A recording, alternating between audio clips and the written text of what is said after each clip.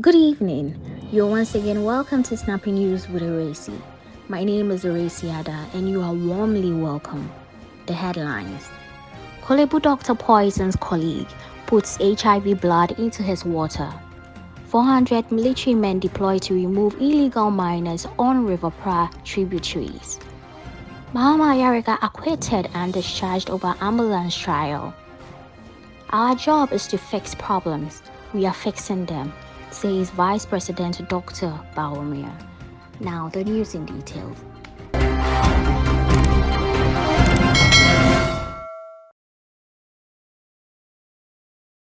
The Korle-bu police are investigating a case involving the contamination of a medical doctor's drinking water with HIV-infected blood. The act is suspected to have been carried out by another doctor following a disagreement between the two. Both doctors, whose names are withheld, work at the Department of Obstetrics and Gynecology at the Korle-bu Teaching Hospital.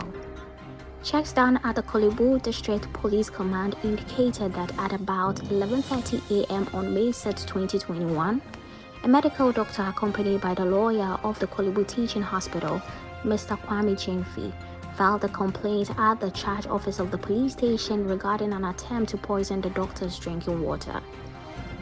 The medical doctor told the police that he was on a 24-hour duty with 6 other doctors at the Labor Ward 1 of the hospital.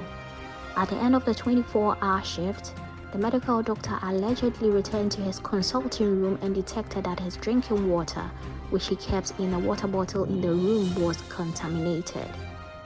The doctor suspected that his water had been contaminated after he found a reddish substance which appeared like blood in the water.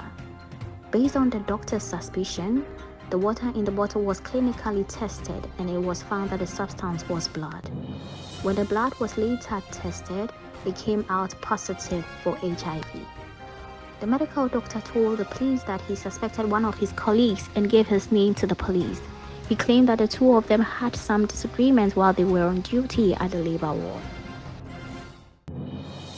Soldiers have been deployed to remove all persons engaged in mining in water bodies in Ghana in the second phase of Operation Halt 2. The new phase of the operation is focusing on the tributaries of the Pra River, which has been significantly affected by the activities of illegal miners. The Minister of Information, Mr. Kojo Oppong, made this known in a press statement dated May 7, 2021 and issued Friday afternoon. The first phase of the operation, which was ordered by President Nana Addo Dankwa Akufo-Addo and started on April 28, 2021, led to the arrest of 2 Chinese nationals and the seizure and destruction of equipment which were being used for illegal mining. Unlike last week's first phase of the operation, where 200 soldiers were deployed, this time around the operation is being undertaken by 400 men, all ranks. The public is advised to stay away from mining in water bodies to avoid any action by the forces, the Minister of Information advised. The Member of Parliament for Bawku Central, Mr. Mohammed Ayariga, who was standing trial over alleged procurement breaches in an ambulance purchase, has been acquitted and discharged by the Accra High Court. Mr. Ayariga, together with 6 others, were charged by the Office of the Special Prosecutor for contravening the Procurement Act. It was the first corruption alleged case filed by the Office of the Special Prosecutor. It is reported that the 7 were, however, acquitted and discharged on Friday, May 7, 2021 by the High Court, presided over by Justice Ifeasewa Asariboche, after it upheld a submission of no case filed by the defense lawyers. The accused persons were represented by lawyer Godwin Eduji Tamaklu. The MP and 6 others were in court for allegedly engaging in procurement breaches.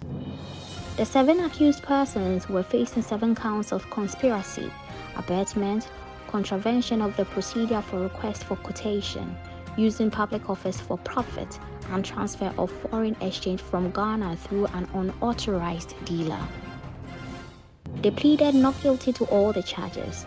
The 7 are alleged to have acted together to import an ambulance without following due procurement process as stipulated by law. The Vice President of Ghana, Dr. Mohammed Ayariga, has assured that the Akufo-Addo government is focused on tackling problems which have come about as a result of the global pandemic.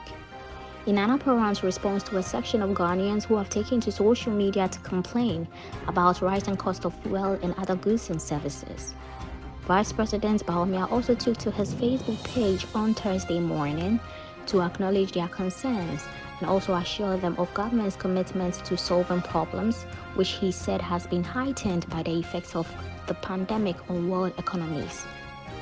We are 4 months into our 4-year mandate. The job of government is to fix problems. This is what we have been doing since 2017, Dr. Bawumia wrote on Facebook. The COVID-19 pandemic has slowed down the global economy and caused increase in prices of commodities such as oil, cement, and iron rods, as well as overall cost of shipping, he explained. Dr. Bawumia, however, expressed optimism about the way forward, adding that the Akufo-Addo government has a track record of fixing problems in the past 4 years, after inheriting an economy with no bone on the meat. Nevertheless, it is important to place the performance of our government over the last 4 years after inheriting an economy with no meat on the bone on record. Now, on a normal Snappy News with Ewura Esi episode, I usually do both local and international stories. But on today's episode, I want to send a message across to our President, His Excellency Nana Addo Akufo-Addo, Vice President Dr. Bawumia, the 275 members of Parliament, and every other leader elected into office to serve the good people of Ghana. When Ghanaians call on you to fix the country or help make the standard of living of every Ghanaian better, it is legitimate and well within our rights. Just as electing you into office was us exercising our right that has been enshrined in the Constitution, which is the highest law of Ghana, and are all supposed to abide by. What you don't do is gaslight, apportion blames, or make us feel as though we do not have a case. Ghanaians made a choice on December 7th, 2020, and all we are asking for is for the people we voted for to live up to expectations or even exceed it. We, the people, do not want to be taken for granted. We want Ghana to stand tall. We want the living conditions of people to improve. We want some taxes completely written off or subsidized. We want the Ghana cedi to do better on the international market. We want our water bodies devoid of contamination. We want illegal activities such as mining close to water bodies stopped. We want the best of education and healthcare. We want well-paying jobs. We want everyone to come together, do their part, and help build this country. And this is why we are asking that as our elected leaders, you help and lead us to fix the country and make Ghana great and strong in all spheres.